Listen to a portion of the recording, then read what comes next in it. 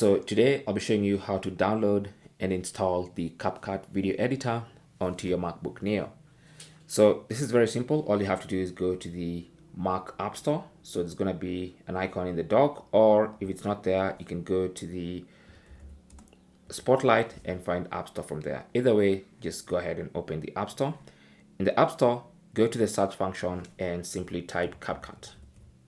And then hit enter, and you should see CapCut photo and video editor. It's going to be available for you.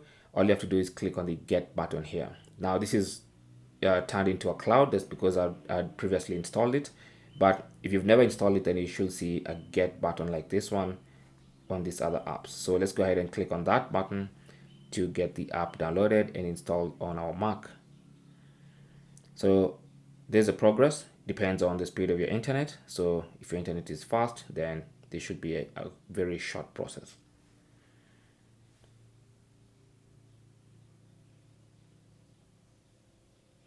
Meanwhile, as that downloads, you can even click on the app itself to see the ratings. You can see some more information about the app. You can see the preview. You can even see other people's comments and ratings of this specific application, all while we wait for this download process to complete. It's a 2.3 gig file, as you can see, so make sure you have enough space on your MacBook as well.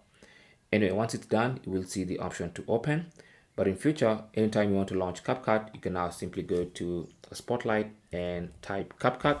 And now, since it's an app that's already installed, it's going to appear there. Double click on that, and now you can launch CapCut and use that video editor on your MacBook, specifically on this MacBook Neo.